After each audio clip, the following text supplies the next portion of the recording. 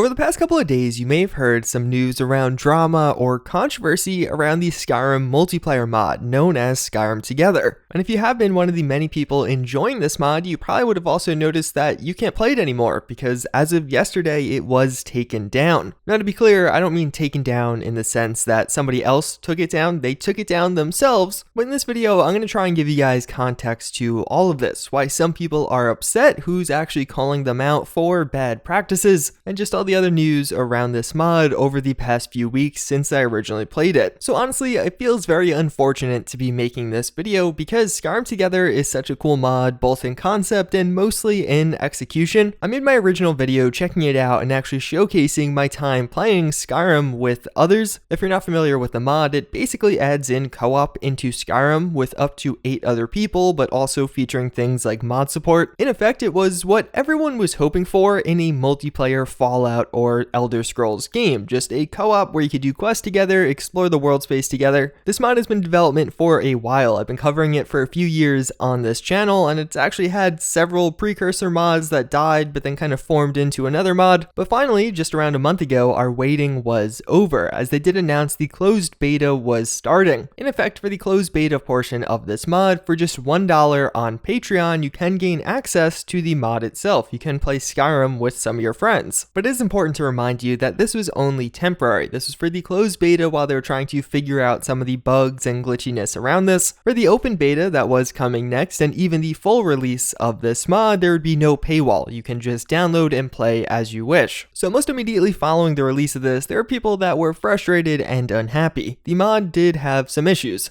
And even a week or two after the release of this, there were quite a few people still pretty unhappy with the state of it and not hopeful for the future. Although granted, to look at the other side of that, as far as mods that are difficult to implement or that you should be patient with, I think multiplayer in a fundamentally single player game by a community of modders is the one you give your patience to. I wanted to mention that because I feel like somewhat it does describe some of the frustration certain users are having, which are now leading them to turn on the mod as we get this other bad news. But in fact, one of the major turning points for this was just the mod making probably too much money. I'm not sure what the peak figures were, but I did periodically check out their Patreon in the weeks following its release, and it gradually worked its way up from $10,000 a month all the way to $35,000 a month only just recently. Obviously, that is a ton of money, especially in the spectrum of community mod teams. I don't know of another mod that has even come close to getting that figure. And even some mod teams don't accept donations at all, like the Beyond Skyrim team, just doing it for the experience, and there is a reason for that. Bethesda actually has a clause in the terms of service of their creation kit where if you use that, you can't sell mods, explicitly saying that you may not cause or permit the sale or other commercial distribution of commercial exploitation. And then a bunch of justifications as to what that actually means. Of any new materials without prior written consent of an authorized representative of Bethesda Softworks. This clause is one of the big reasons you don't see people selling mods, otherwise I'm sure it would be quite a bit more widespread. And subsequently following this, people started calling out or pointing at Skyrim Together, saying, hey, what's going on here? The question as to whether or not Skyrim Together would be in danger as a result of this popped up and got quite a bit of traction. So two of the notable differences with this mod compared to some of the other ones is, first and foremost, this is only temporarily behind a paywall. You're technically donating to them to get early access. You aren't paying for the full released version, or at least that's the argument I see being put forward. When the open beta and even full release comes out, there is no paywall. It's just to gain access early for the closed beta. But even further, as stated by someone in the Skyrim Together team, they do say they never actually use the creation kit, which is the terms of service or end user licensing agreement that I was actually citing before as far as not monetizing or selling mods go. And they expand on that by saying we've already run everything we plan to do with Bethesda and got the green light for it. One of the major contributing factors to this is if you just wait and are patient, then the mod will be available to you for free. So you have an optional donation window where you can get it early, but it's not required. I reached out to Bethesda about this to see if that was their official response. I haven't heard anything back just yet, but in general, there's always been this gray area with monetizing certain mods or even mod authors accepting donations. Normally, it ends up not really being that big of a deal, but also most mods don't make 35 grand a month. So as of right now, as far as this issue goes, we're just kind of going off of what Skyrim Together has said. It seems like it largely has been put to rest, but even further, considering now that the mod has been taken down, you can't pay to get access to it anyway, so I wouldn't be surprised if this ends up not really going anywhere. So the reason that's relevant is it actually kind of segues us into our next story. On one of the popular posts discussing if Skyrim Together was in trouble or not, there was also a comment bringing up some of the other kind of shady past of this mod and one of the creators of it. One of the lead developers of this one actually originally was creating an emulator for the Elder Scrolls Online, that obviously being very illegal. ZeniMax got wind of that and required him to shut it down. He then went on to work for Skyrim Together, where he still is today. There's a bunch of other sketchy stuff and reports all throughout the history of this mod, which leads us to the post we saw yesterday. This is actually from one of the members or developers on the Skyrim script extender team. This is that tool that allows you to use a bunch of additional mods with Skyrim, probably some of your favorite mods. In this post, he makes a claim that Skyrim Together is stealing Skyrim script extender source code. He provides a bunch of the evidence in that post. I will have a link to it down below if you do want to read it. So naturally, using somebody else's code is always a bad thing. But I feel like this is actually taken a step further, because in the SKSE licensing, it actually calls out this developer explicitly. Effectively, there have been many attempts over the years to implement multiplayer into Skyrim. One of the past ones, known as Skyrim Online, was actually headed up by the same lead developer with his shady history. And apparently at that time, he was also using the Skyrim script extender code without their permission, to the point that now in their license agreement, he has an explicit blacklist. So now as he moved over to one of the heads on Skyrim Together, that blacklist did continue, and they apparently continued using their code. We actually got a response from Skyrim Together and even from that developer. He goes on to say that there have been disagreements between him and even Skyrim Together and the SKSE team in the past. He says he's made attempts to actually communicate with them, but he hasn't gotten anything back. And following not hearing back from the Skyrim script extender team, they largely stopped using their code with Skyrim Together. But what might be happening here, why the SKSE dev is finding the code in Skyrim Together, is there were just some legacy code bits that weren't properly deleted, and if anything, it was an accident, definitely not intentional. But that in the next patch, they will have all of this removed. That was one of the main posts on this, but then in a follow-up post when they actually announced that they are pulling the closed beta down, they do explicitly say, "I apologize to the SKSE team for not having removed all of their code from our code base, even though we are not using it anymore. We will write up a post to credit the different source projects we are using and have used in the past very soon." So naturally, following this new drama, there was a lot of wild rumors being thrown around. First and foremost, whether or not the SKSE devs are going to go after some of that money that the Skyrim Together team was generating because they were illegally using their code. But even further, if we will potentially see Bethesda start to go after some of that money. I reached out to the SKSE developer that made that post, asking where he actually would go forward with this if legal action is something he is considering. At that point, he basically highlighted how the same lead developer continuously is disrespecting modding etiquette. They originally blacklisted them back in 2012, and now all the way in 2019, they're still having issues around this. But that really, he was waiting to see how Skyrim Together responded to it. This was before we actually got some of those major response posts from Skyrim Together. So as it stands right now, that's a pretty good summary of all the drama that has recently gone down. Again, I just find this to be so very unfortunate, because even though Skyrim Together, as it stands right now, or rather as it was towards the later part of its beta, wasn't a perfect mod, it had so much potential, and it was really close. Like, it was right there to being a great Skyrim experience that we would probably enjoy for years. It would be unfortunate for just about everybody if that just disappeared, but that doesn't mean it's not justified. If they truly are violating some of these terms of service, or alternatively taking code from other projects and then also making tens of thousands of dollars, I can definitely recognize how others would get unhappy about that, and with justification. That pretty much wraps it up for all of the facts, but now to end off this video, I tried to stay fairly objective throughout the rest of it. I'd like to give my own opinion on this. It doesn't seem like anything's really up in the air. I mean, one could argue whether or not the Skyrim Together team was deliberately using other people's code, or if it was truly just accidental. But either way, they have apologized and acknowledged that it probably was something that was going on. I think part of me really does want to see Skyrim Together continue. This mod got so far, even farther than past attempts at this very same thing, and for that reason, it would really be a shame to see it all just kind of wash away. But at the same time, I totally understand the other side's perspective. If you worked very hard on creating your own code only to see somebody else take it, that sucks. And then of course, on top of all that, add on top the enormous amount of money they were making. I am quite curious to see how they monetize this mod in the future. They have to pay for servers. One of the other points of contention was there would be no locally hosted servers, so only the Skyrim Together devs are actually going to hold those. I think depending on how this situation plays out and if we see a response from Bethesda will determine how future monetization practices are handled by this mod and potentially even others. I wouldn't be shocked if some other mod projects are looking closely at this, trying to see what ends up happening. So those are my thoughts on the situation. What do you guys think? Do you think one side is clearly in the right or the wrong here? I feel like it's very hard to stay objective because so many of us love the product that is Skyrim Together, but that doesn't necessarily mean the team behind it is doing the most ethical things, or even just following all of the rules. As always, again, I thank you all for watching. Hopefully you found this video informative, but with that, I hope to see you all next time. Later.